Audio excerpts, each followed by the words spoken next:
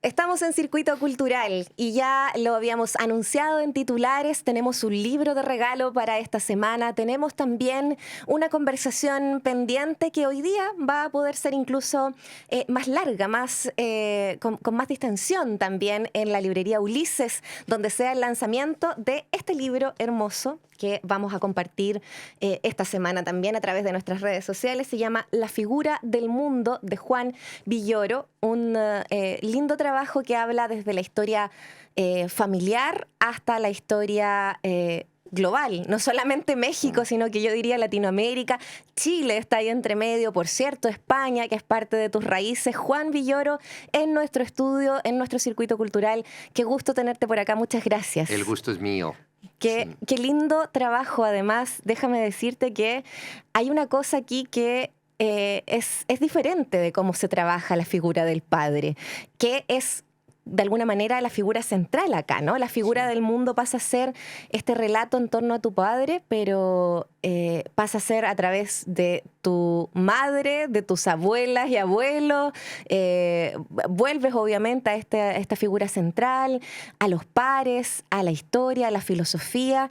Y aquí como que no caemos en el matar al padre como de los griegos, ¿no? Como que curioso, porque tu padre era muy fan también de los antiguos filósofos también griegos. Bueno, partamos por distintas partes. ¿Qué pasó contigo y por qué la decisión de tratar de construir o reconstruir la figura y los recuerdos de tu papá? Sí, hay muchas maneras de ejercer la paternidad, ¿no? Ha habido padres terribles que han sido criminales, ha habido padres ausentes que han abandonado a su familia, padres autoritarios que no han dejado respirar a nadie en la casa, o padres simpáticos pero irresponsables, padres consentidores, padres ejemplares, todo tipo de personas en el gran zoológico humano. Y yo, desde luego, escribí del padre que me consta. ¿Por qué hacerlo? Es un tema eterno en la literatura, hay muchos ejemplos, y dices, ¿por qué otro libro más sobre la paternidad? Bueno, a mí en lo personal me pareció sugerente tratar de indagar la vida privada de una persona que tuvo bastante resonancia pública, porque mi padre fue un filósofo. Los filósofos normalmente pues no son muy conocidos, menos en esta época, pero él se dedicó mucho a las luchas sociales. Claro. Participó en la fundación de partidos políticos, fue una figura muy importante en la reforma democrática que permitió que hubiera un libre juego democrático en México. Recordemos que en mi país durante 71 años el mismo partido detentó el poder, entonces se necesitaban nuevas reglas de competencia para que se abriera el juego político. Él participó en esto, estuvo en el movimiento estudiantil del 68 y acabó sus días convertido en un asesor del movimiento zapatista en Chiapas. Entonces, ahí hay un tema muy interesante desde el punto de vista, como tú bien decías, de un fresco social que tiene que ver con las esperanzas y las luchas de la izquierda en México y en América Latina. Pero eso estaba documentado, era más o menos conocido. Yo soy el hijo y supuestamente yo debo tener claves privadas sobre mi padre. O sea, todas las cosas que el mundo no sabe. O sea, un referente como Luis Villoro, que finalmente es una persona que influye en el quehacer, en una revolución incluso, en este ámbito democratizador, dices tú en el libro también, que finalmente es un enigma, sí, pero también lo es un poco para ti. Mira, exacto, porque teóricamente yo, al ser el hijo, debía tener una serie de claves privadas muy interesantes para justificar la actitud pública de mi padre, pero no era así. Entonces la pregunta es, bueno, ¿es Juan un poco tonto? ¿No se dio cuenta de nada? ¿En qué estaba pensando? ¿Y por qué no lo supo? Yo he tratado de ponerme a salvo de estas suposiciones que me dejan bastante mal, y lo que he tratado de demostrar es que mi padre era una persona tan reservada, tan hermética, que realmente se blindaba ante nosotros. Él nació en Barcelona, perdió a su padre cuando era muy niño y fue enviado por su familia a estudiar en internados de jesuitas en Bélgica. De modo que creció en soledad, él no tuvo una familia, no aprendió a expresar sus emociones, pero por otra parte aprendió mucho de la civilización y la cultura. Los jesuitas han sido históricamente espléndidos pedagogos, entonces él tuvo una muy buena formación intelectual y una muy pobre formación afectiva. Entonces él era como una especie de agente secreto que mantiene su vida más profunda, oculta, ¿no? Y puede hablar durante mucho tiempo de temas sociales, de la historia del mundo, las ideas, etcétera. Si yo le preguntaba algo cultural a mi padre, me daba una conferencia, pero nunca me contó un chisme. No supe nada. Entonces, para mí, este enigma me inquietaba. Como yo me dedico a la literatura, Sí. y la literatura está hecha de afectos, de emociones. Y contradictorio también ahí, porque la literatura tiene mucho si no hay chisme, los creamos un Por poco, ¿no? supuesto. Entonces, en parte yo creo que a mí me gusta la literatura por contraste y también por el mundo de mi madre. Este libro está dedicado a ella porque, entre otras cosas, me enseñó a ver el mundo de manera mucho más emocional y afectiva. Entonces, yo lo que traté de hacer en este libro es indagar lo que yo debería saber por ser su hijo, pero que solo puedo encontrar por escrito. O sea, de mi mamá no tengo que hacer ningún ejercicio parecido porque ella es un libro abierto. Entonces ella nos puede contar sus anhelos, sus cosas, su vida secreta, lo que hizo, lo que no hizo, lo que quiso hacer, lo conocemos. Pero mi padre era el gran desconocido de la familia. Sí. Entonces, al escribir este libro yo quise, por supuesto, retratar esta figura pública, pero buscar esas misteriosas conexiones de su vida privada, que era lo que sustentaba muchas de sus decisiones y que habían sido ignoradas incluso para los seres más próximos. Oye, me encanta cómo relatas a tu madre en este libro. Estamos con Juan Villoro a propósito de este libro que se llama La figura del mundo, porque claro, en tu larga trayectoria de cuentos, de crónicas periodísticas, tenemos que decir, periodista, escritor, pero está en la novela, está el dramaturgo también, está, por cierto, el cronista, ya lo nombramos, está presente ahí la cultura, la historia, la política, la filosofía, el fútbol, ciertamente muy, muy presente, como te hemos conocido también a través de la pasión de las figuras del fútbol de Latinoamérica, o sea, famosísima es ese relato sobre Maradona, además, sí, ¿no? Que recordamos cuando, sobre todo ahora que hace un par de años cuando murió, lo teníamos como muy presente. El primero así como, de lo que escribió Juan Villoro.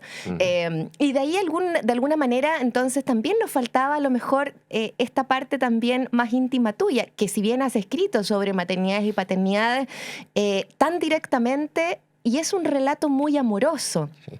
El de tu madre y el de las mujeres de tu familia es un relato de mucha admiración. A mí me faltaba también esto personalmente, y porque la escritura es un proceso de autoconocimiento y hay cosas que solo entiendes cuando las escribes, de modo que necesitaba pues explicarme a mí mismo en relación con mi padre. Pero también ahí, al hacerlo, entendí que estaba usando los ojos de mi madre, porque ella nos enseñó a ver el mundo de esta manera. Y por cierto que ese último episodio en donde ella interviene lo escribí aquí en Chile. Entonces quizá también porque aquí vive mi suegra, cerca de Chillán, entonces ahí estuve yo escribiendo y bueno, tal vez algo del aire chileno me ayudó. Pero tú ya eres un octavo, un cuarto, un octavo chileno a estas alturas. Pues mira, yo digo una cosa, yo nací en México y volví a nacer en Chile porque sobreviví al terremoto de 2010. ¿Estabas acá? Exactamente, estaba aquí. ¿En dónde estabas? Estaba en el Hotel San Francisco, en la avenida O'Higgins, 7º piso. ¿7º piso más encima? No, yo cuando vino la sacudida, como buen mexicano, yo igual tenía un sismógrafo en el alma, pero acostumbrados a terremotos menores. Yo digo, si este terremoto fue una cosa premium, o sea, nunca jamás habíamos nosotros estado así, ¿no? La escala de los terremotos significó, llegar al máximo. Y por supuesto yo supe que mi destino iba a ser el mismo que el del edificio. Si la arquitectura chilena no fuera una forma del milagro, no estaría hablando contigo. Entonces, Chile ha significado muchas cosas para mí. Me ibas a decir que estabas en Chillán y yo dije, ahí sí que era el 8.8 entero. No, ahora estuve en Concepción antes de venir acá y recuerdan mucho ese terremoto. Momento, de modo que, en fin, me unen muchas cosas a Chile. Y volviendo al libro, efectivamente yo lo que lo que quería era también darle voz a otras personas, y la más importante era mi madre, que era como el juicio final. Yo creo que el tribunal más severo que podemos tener nosotros en la vida es el de una expareja. Porque todavía tu pareja tiene ciertos compromisos contigo y no quiere quedar del todo mal y Y oculta. cede Y dice te mentiras oculta, piadosas, sí. ¿no? Pero ya la expareja, ese es el testimonio más fuerte. Implacable. Y aún y cuando mi madre expresó dolores y heridas, vuelvo a algo que dijiste tú. Es un libro, yo creo que en donde hay ciertas heridas, pero las heridas están sanadas, están cerradas, creo.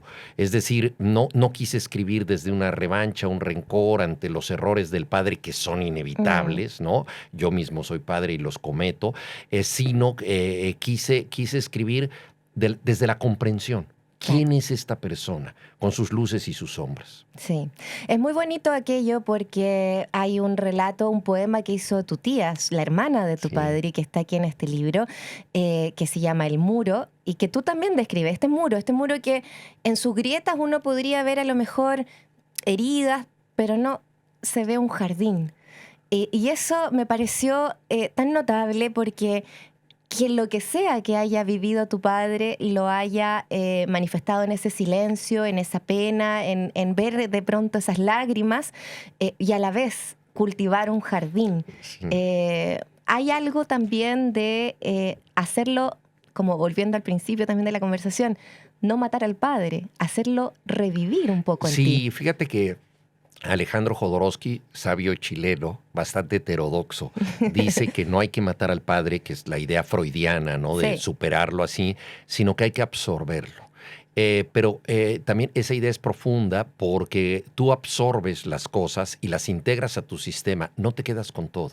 Es decir, absorbes y desechas, todo organismo hace eso. Entonces, yo creo que esta idea es fuerte, es muy productiva, porque tú puedes absorber de los demás aquello que te fortalece, que te tonifica, y desechar las cosas que, bueno, que igual sientes que te podrían haber ayudado de tu padre, pero que tu padre no te pudo dar, ¿no? Tal vez porque tú no las puedes absorber o porque él eso ya no te llegó a ti, pero debes seguir adelante en el sentido de que la figura, cualquiera que sea, la madre, el padre, el hermano, el cuñado, el tío, etcétera, son figuras que construimos. Nosotros tenemos una capacidad de entender a las personas a partir de cómo las representamos. Y entonces ahí, ¿qué tan generosos o qué tan abiertos somos para construir a las personas? Yo creo que buena parte del bienestar, de la felicidad, tiene que ver con esto. Tiene que ver con saber construir adecuadamente a las personas para no estar pidiendo lo que no nos van a dar nunca, porque simple y sencillamente no está en sus posibilidades, ¿no? Entonces, bueno, estos ajustes, ya empiezo a sonar un poco como un psicólogo de autoayuda, pero son procesos normales. Un poco ahí sí, también. Por supuesto, sí. Connotada psicóloga, psicoanalista, mujer dedicada al teatro. Yo insisto, creo que este libro tú lo dedicas por algo también a ella. Claro. Escribes mucho de tu padre, como que es el tronco de toda la historia y cómo vuelve todo también hacia él, pero escribes mucho desde la admiración a ella también. Claro. O sea, cómo floreció también en no solo los afectos, sino que en la intelectualidad, en el mundo público, en el mundo privado. Me encanta aquello también en la presencia, como la de tu abuela, que es como aguerrida, ¿no? Tu abuela paterna que se esconde, que tiene que viajar, que se casa con un médico, bueno, en fin, como que hay ahí una cosa como de también como dejar aflorar todas esas partes de las que uno construye aceptando cada una de esas partes. Claro. Juan, qué importante quizás como, y ya que es tan difícil ser hijo, hijo de intelectuales, dices tú acá en el libro, ¿cómo es ser padre también? Bueno, es terriblemente difícil, eso habría que preguntárselo a mis hijos. Yo espero que ellos tengan la cortesía de responder a esa pregunta una vez que yo haya muerto y ya que sea una respuesta póstuma para mí, porque todo el tiempo estás en entredicho, ¿no? Como padre. Cualquier relación que importa es una relación basada en la improvisación. Todo lo que te interesa te pone nervioso, ¿no? Si te gusta una persona, no sabes qué decirles. Una de las características esenciales del amor es que te vuelve tonto, ¿no? Y lo que más necesitarías es esa sabiduría para poder presentarte de la mejor manera y no siempre lo logras. Entonces, vivimos improvisándonos, ¿no? Sobre todo en las cosas que nos interesan y bueno, como padre puedo decir que soy muy distinto al mío, porque él, como decía yo, era una persona muy reservada, que no compartía su mundo, que no se abría, que no manifestaba sus emociones. Yo soy muy diferente. ¿Eres un libro abierto como tu madre?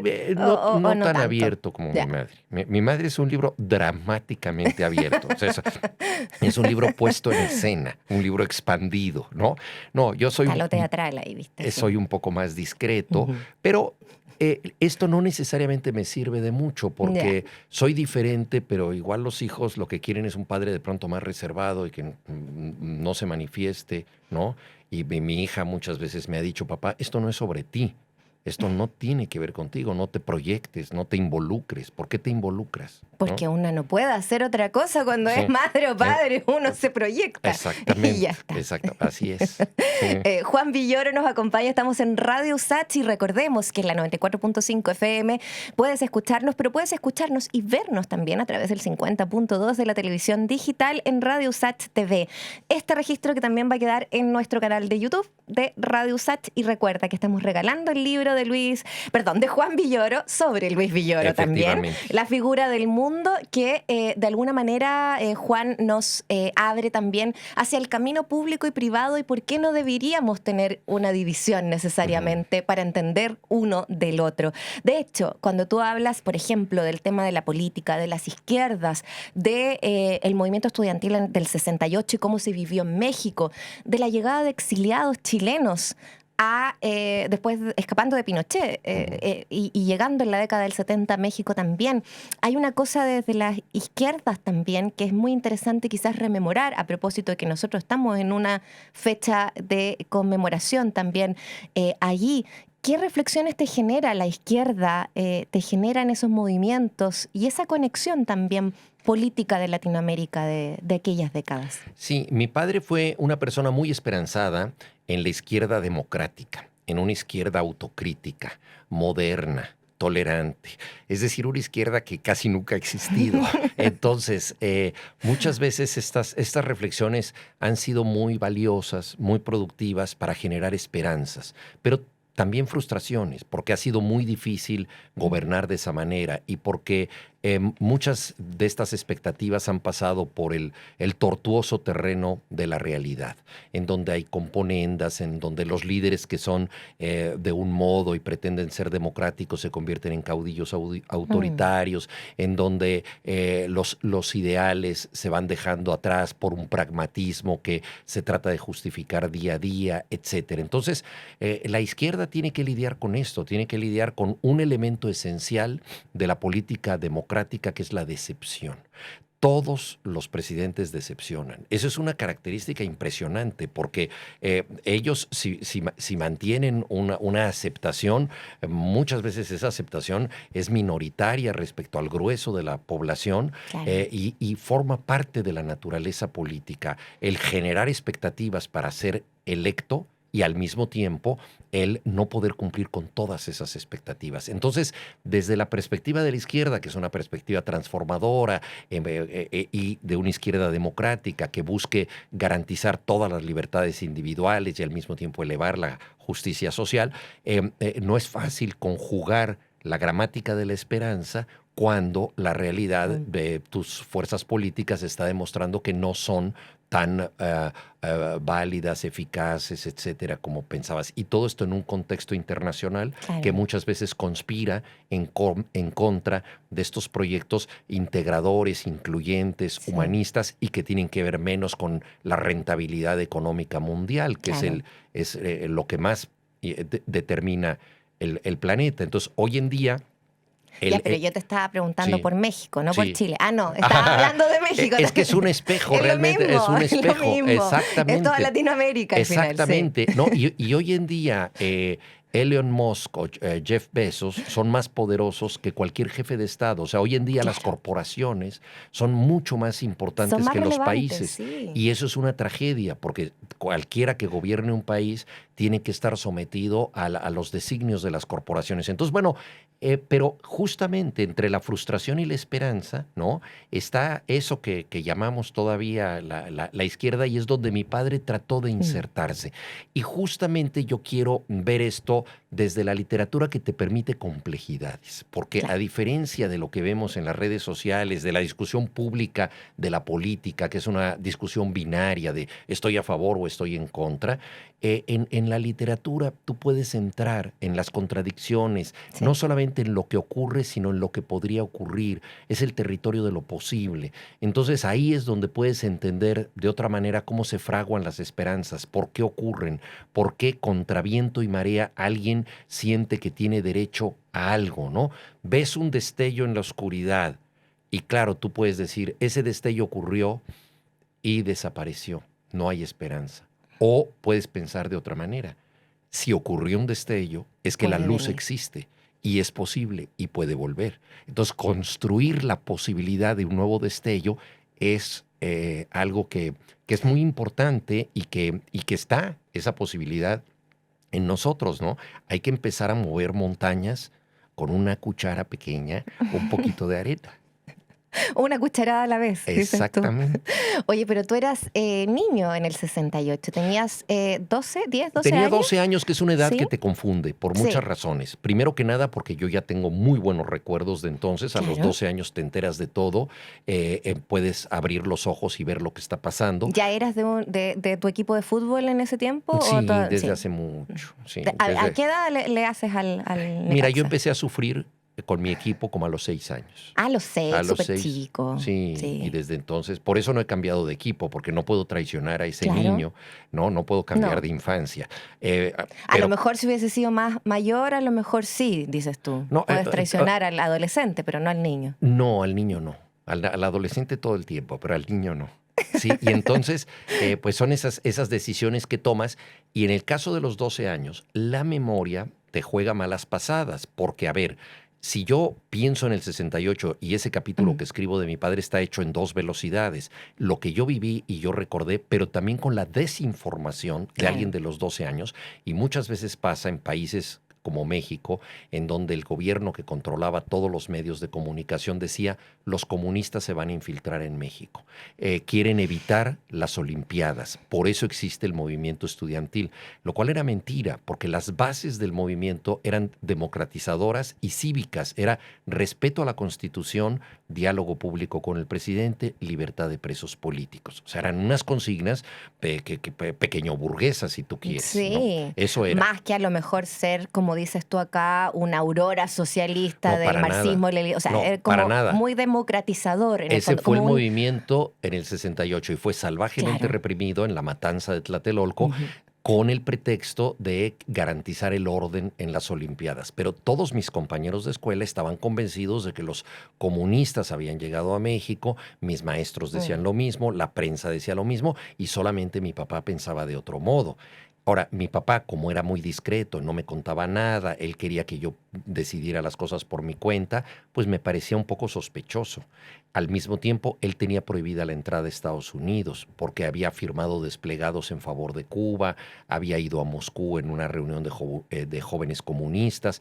Entonces, yo ataba cabos a los 12 años. Decía, mi mm. papá no puede entrar a Estados Unidos, mi papá no me dice nada. Todos dicen que los comunistas van a llegar acá. Él es un agente secreto del comunismo. O sea, era lo que yo pensaba. Con cierto orgullo, ¿eh? Porque me parecía interesante que O mi papá sea, fuera como un un espía soviético. espía. ¿Qué Claro, pasa un ahí? espía soviético. ¿Qué más literario que Claro, aquello? había el programa de la época, era Perdidos en el Espacio, en donde había un colado que era un espía ruso, ¿no? Y entonces mi papá era como ese espía ruso. Entonces, cuando yo escribo del 68, hablo de todas estas Ujú. confusiones y de lo que yo vi con mis propios ojos, una persona que en un entrenamiento de waterpolo para las Olimpiadas se acerca a mi papá y le dice, Luis, ¿qué haces en la calle? Te van a detener, ya todos tus compañeros están en la cárcel, tienes que escapar del país, te van a detener, estás en la lista negra. Y mi papá dice algo que entonces yo no valoré, pero que escuché. Dice, estoy con mi hijo. como si eso le diera un salvoconducto un para hacer blindaje. algo. Claro, ahora, el adulto que yo soy ahora, ¿cómo entiende esa situación?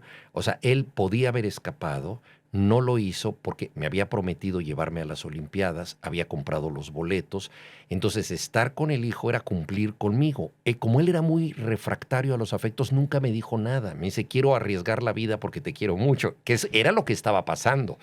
Eso solo lo puedo entender yo cuando lo escribo. En aquella época yo era sonámbulo, entre otras cosas porque me sentía muy inseguro y por todo lo que estábamos viviendo, tanques antimotines en las calles, mi padre a punto de ser arrestado, todo. Yo caminaba dormido y dejé de caminar dormido en ese tiempo justo por esa protección y apoyo que él me brindó. Pero todo esto que te digo ahora, casi como si estuviéramos en psicoanálisis y fueras mi terapeuta, eso... Yo estoy aquí anotando Anotando todo. Espero que me des de alta. Y yo estoy aquí asintiendo, en el fondo.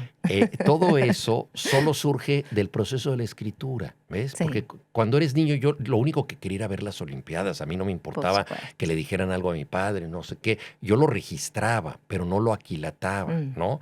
Y eso solo a la distancia he podido entenderlo. Y por eso, al escribir este libro, puedo entonces entrar en esas razones privadas que ya estaban en mí. Yo ya había sido testigo de eso, pero no le había dado el valor a estos acontecimientos. Entonces ahí es donde puedo conectar de otra manera, entender esa época, entender mi vida en forma diferente. ¿Desde este libro o desde antes?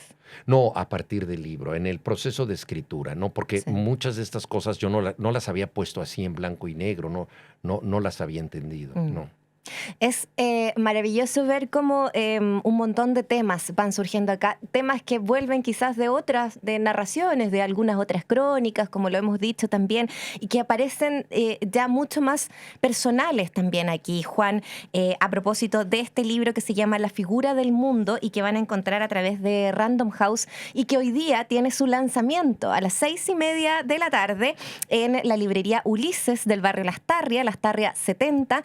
Vas a tener el lanzamiento de este libro, así que todas las personas que nos están escuchando, que nos están viendo, que el registro que quede, pueden ir para allá, buscar su copia, quedarse ahí, seguir la conversa. Y recuerden que nosotros y nosotras estamos regalando este libro, La figura del mundo, a través de nuestras redes sociales. Síganos en @RadioSach en Instagram, está el posteo del concurso para que participen durante toda la semana. Yo te decía que estamos cerrando ya, pero te decía que eras ya por lo menos, yo te diría un cuarto chileno, ya sé, eres más latinoamericano que cualquier, quizás hay otro gentilicio, ¿no? Pero efectivamente hay un premio que me acuerdo que fue el 2018, que fue el premio de narrativa, Manuel Rojas, que también te vincula acá a nuestro país. Claro. Hay una cosa ahí con el reconocimiento a tu trabajo acá en nuestro país que me parece muy bonito y yo creo que aquí hay una no digo culminación, porque sé que vendrán más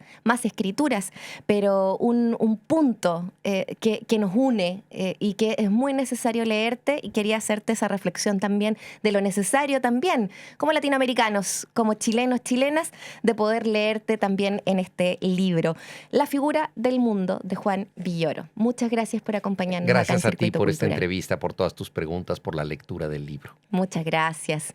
Bueno, y contigo estamos cerrando nuestro circuito cultural. Le damos las gracias por la sintonía, le damos gracias a Marcos Cornes, a Daniel Cuevas, a Antonia Villarroel, nuestro equipo que también nos acompaña aquí en nuestro programa. Nos vamos a quedar, mira tú, con una chilena que ya es casi mexicana, bueno, de hecho ya es mexicana, y que se llama Mon Laferte, que nos encanta. ¿Te está gusta Mon viviendo en Laferte? México, sí, desde luego mucho. Ya ella sacó la doble nacionalidad también. Sí, ella pues. es muy amiga de Alejandro Zambra, Pero sí. escritor mexicano que vive en México, casado con Jasmina Barrera, otra escritora mexicana, de modo que se unen pues nuestros países de muchas maneras. Mira, hay un montón de puntos en donde se unen nuestros países, Mon Laferte, Alejandro Zambra, tú aquí en nuestro estudio, en fin, siempre hay sincronías y por eso es que nos vamos despidiendo junto a Tu falta de querer.